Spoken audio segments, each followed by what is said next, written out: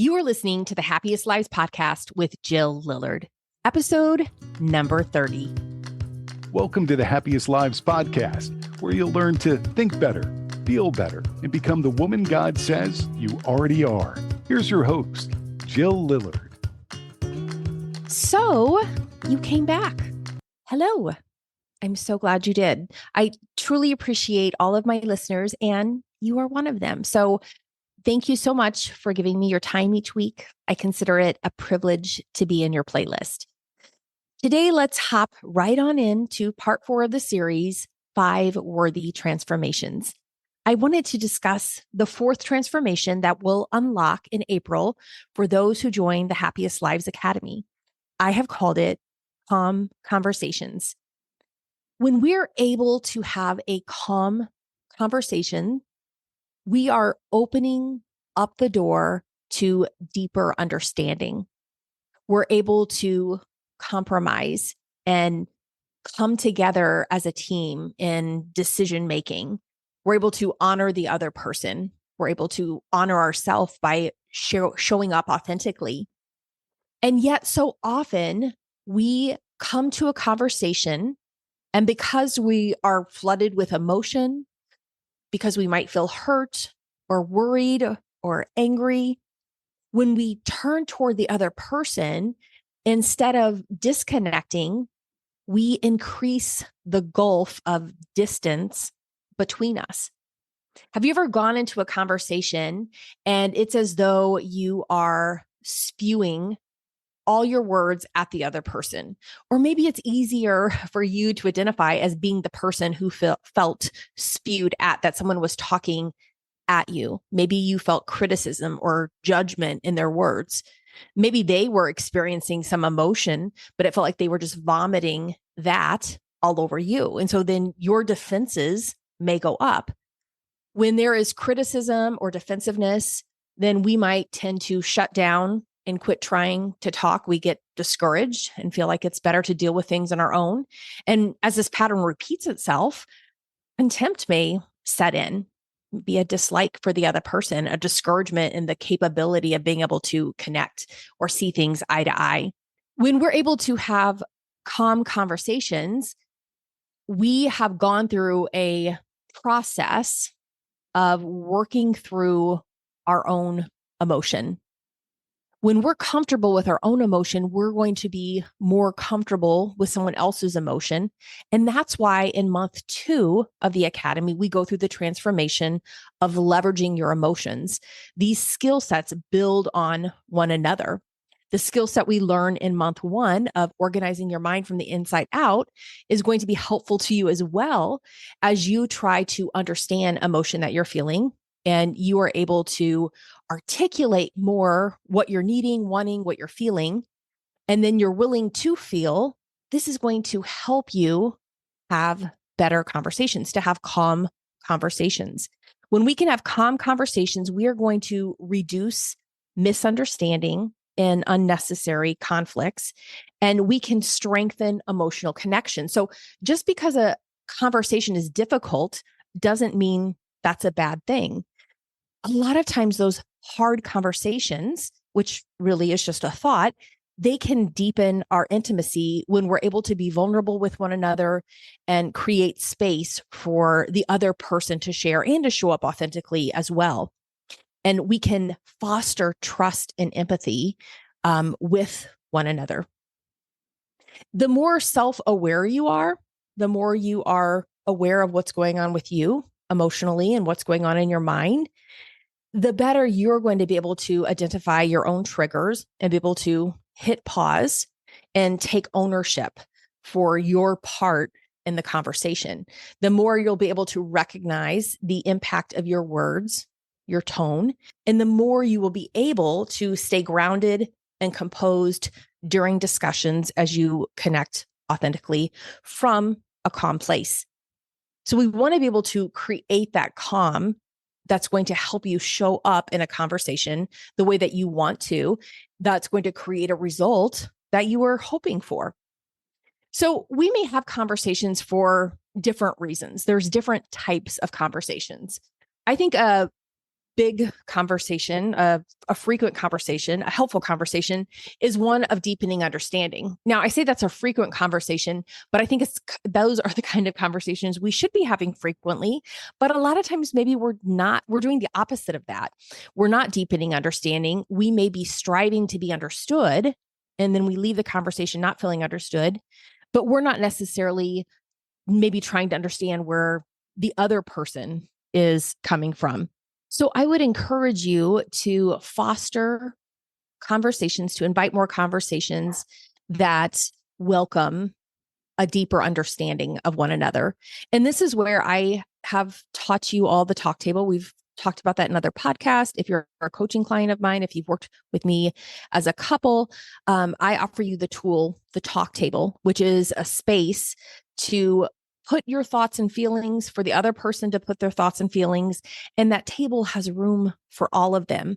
And so we can have a perspective of sitting outside of those thoughts and feelings and looking at them. We're no longer hopping into somebody else's model, what they're thinking, feeling, and doing.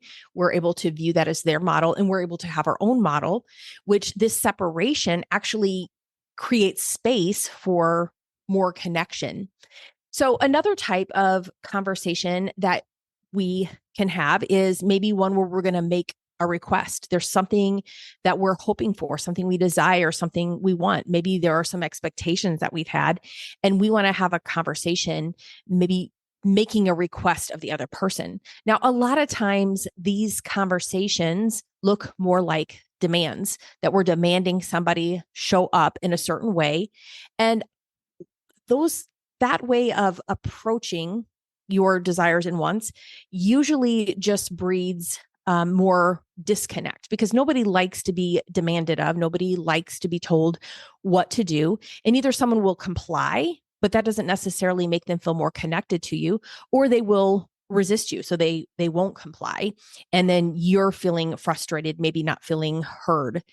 But when we can have a conversation to make a request, we're not expecting that the other person has to follow through or do exactly what we want them to do, but we are letting them know what it is that we're desiring, what it is that we're wanting, and we're asking if they want that as well. So another type of conversation that people like to have is conversations for addressing conflict. Now, I say people like to have those. I don't know that we like to have any of those conversations, but we need to have those conversations. There may be some conflict, some differences going on, maybe some problems that we have to solve.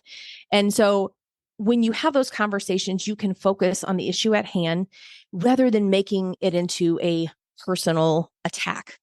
I think always assuming the best of the other person, that belief can go so far. It can take you a long way and can change the way you approach the other person. So we can use I statements to express our feelings and our needs rather than saying you're being such a jerk. You can say, hey, when you said these words or you did this thing, that's the fact. I felt hurt. That's your feeling, because I was thinking this. That is your thought, your assumption of the situation. You may share that with the other person, but you want to know why it is that you're sharing that. Maybe you want to make them more aware. So that might be a deepening understanding conversation where you're maybe wanting them to be more aware of how you are impacted by their actions, or you may be trying to address a conflict, that a behavior that they're doing isn't working for you. And so sometimes our conversations for addressing conflict are a combination of deepening understanding and making request. I think we can also have conversations where we're maybe planning something, we're making some decisions together. And before I think we can even have sometimes planning conversations, because those may involve compromise, there has to be the foundation of deepening understanding. And so we also might want to have a conversation where we're more intentional to express appreciation and admiration, which may feel like a very positive conversation, but maybe you feel a little awkward or uncomfortable with that. So these are just a few types of conversations that I can imagine a a couple may want to have, you may want to have in a relationship, a personal relationship. And I would say of all of those, the 5 of those I mentioned, at the heart of all of them is deepening understanding and making a request. So when you're going to go into a conversation, you want to set realistic expectations. Going into a conversation with an awareness of what outcome you're hoping to experience, what results you want to create by having a conversation, asking yourself why you want to have the conversation, it's because you want to create some result. But if you can at least own that result that you're moving toward, you can then reverse engineer it. Like, if I want the result that I'm showing up authentically, what are my actions? What are the things I do to show up authentically? Now, notice the result isn't that the other person shows up authentically. The result isn't that the other person comes to your way of seeing things, because we can't control the outcome for the other person. So if I go into a conversation and I want someone to comply with my request, then I may feel disappointed when they don't comply. And then I'm end up feeling more powerless or frustrated. But when the result that I'm creating is maybe that I'm making a request and I'm making space to understand, their thoughts on the matter too, then I can feel good at the end of the conversation because that part is in my control. The space that I'm making, the way that I am turning toward, that's all on me. How they respond to that, I have to release that and let it go. Now, we can do things to influence others. We don't want to try to manipulate others, but we can find ways to be more influential in our relationships. I think that's kind of the premise of the 5 love languages. We're understanding maybe ways that people feel more loved or express love. That's a way we're deepening our understanding, and we're maybe implementing that more in our relationship. We don't want to use that to make demands that someone has to show up that way. We're not using that to manipulate anyone. So going into a conversation, you can do your best to influence and to communicate well, but change your result from how the other person responds to how you will show up, what you will accomplish, as far as it depends upon you. That is going to be a better use of your energy. So I want to give you a few strategies that you can implement to create more authentic connection. Let's say that's the results you were going for. In your calm conversation, you wanted to show up authentically. So some of the actions that you would take were creating space for the other person's thought and feelings. You're allowing the other person to have thoughts and feelings. You're not trying to own those. You're not hopping into their models. So you're showing up without judgment, rather than interrupting or dismissing their emotions or saying they can't feel that way. You validate their perspective, even if you disagree. You want to be able to separate facts from opinions. So distinguish between things that happen, words people said, the circumstances, and then what are your personal interpretations. You don't want to make your personal interpretation the fact. Okay, so you're going to separate facts from opinions. You're going to create space for the other person's thoughts and feelings. And you're going to maybe slow down, be more of an active listener. And that requires us practicing patience and avoiding rushing through our conversations, showing a genuine interest in what the other person is saying. That may happen through verbal and nonverbal cues to indicate that you are engaged and indeed wanting to invite the other person into the conversation. Taking turns as speaker and listener, so that you're having a respectful and balanced exchange, and you're not just monopolizing the conversation. You're giving the other person opportunity to share their viewpoint.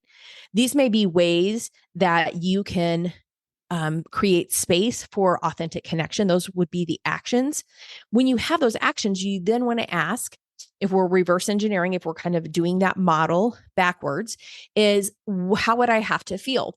So there's lots of different feelings that you could choose. If you were going shopping for a feeling, you could choose lots of different feelings. You might choose compassion, humility, empathy, curiosity, kindness. Those are some feelings that I like to bring into my conversations.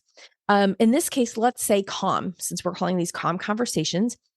If you felt calm, it would be easier to show up in that way, because a lot of times we start feeling tense or anxious or like there's an emergency going on. You would then ask, what would I have to think about this conversation to feel calm? And maybe the thought is, I am able to have a calm conversation. I'm able to show up authentically. I'm creating space for the other person and for myself to share. We're just having a conversation. Whatever that thought is for you, try some different thoughts on and see how it makes you feel. But you want to generate the feeling of calm so that you can take the actions and create the result, which the result I indicated for you in this example was creating space for authentic conversation. So that's an example of how we would reverse engineer a conversation before we went into it, rather than going into it with our raw emotion. Even if the raw emotion is that you were feeling hurt about something and you wanted to turn toward the other person, you don't want to turn toward them with the hurt and spew the hurt at them. You want to talk to them and have a conversation. So you want to be able to move into a new model, a new feeling. In this case, it was calm, or maybe it's compassion, or maybe you feel more loving or loved. Okay. And then you might share the model where you felt hurt with the other person so that you can deepen understanding, but it would be coming from the energy of calm rather than from the energy of hurt. So this is the work that we will do in the Happiest Lives Academy. I will help you pick a conversation for that month. You will focus on a conversation maybe that you've been wanting to have, maybe something that has felt like a problem for you in your relationship. And your number one are going to assess if you want to have a conversation. Do you need to have a conversation? Sometimes there's conflict and problems, and really it is us shifting our perspective and looking at it in a different way that's going to make us feel better. Other times we may want to deepen understanding and turn toward the other person so they understand things about us that maybe they don't understand, and that we understand things about them that they don't understand. So the first thing you're going to do is go through a worksheet that I give you that's going to help you decide and evaluate if you want to have the conversation and identify why you want to have the conversation.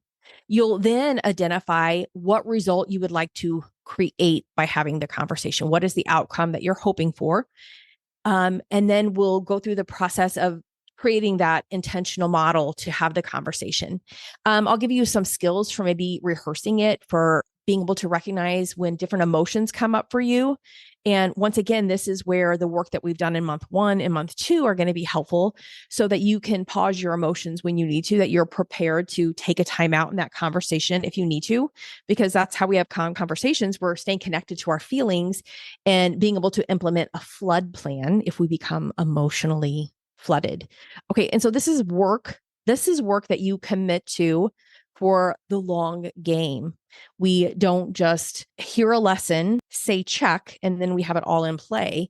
You have to be willing to take some risks, to fail, to learn from those failures so that you can grow and improve in your ability to have conversations. And I want to help you do that. If you are interested in joining the Happiest Lives Academy, we are enrolling now. It will run January through May. And if you want to get on a call with me, if you have any questions for me, you can send me an email, jill@thehappiestlives.com, and I'm happy to answer any of your questions. Learn more about the Happiest Lives Academy, including listening to some testimonies of others who have graduated from the Academy. And you can find that at myhappyvault.com. You'll find the link there for everything that you need to know about the Academy. Thank you guys for listening today. It is a pleasure to share with you and to teach you and to encourage you. So I hope you guys have a wonderful day and that you can have some calm conversations. If you enjoyed this podcast, I would love to help you take this concept and apply it. Join me in Clarity and Courage, my cost-effective coaching program for Christian women. Each month, receive the tools you need to apply the concepts and grow. We will meet on a live coaching call where you can ask me anything. Plus, you get access to the worksheet workshop where you can have conversations with other women just like you. Learn more and sign up at myhappyvault.com/Clarity and Courage.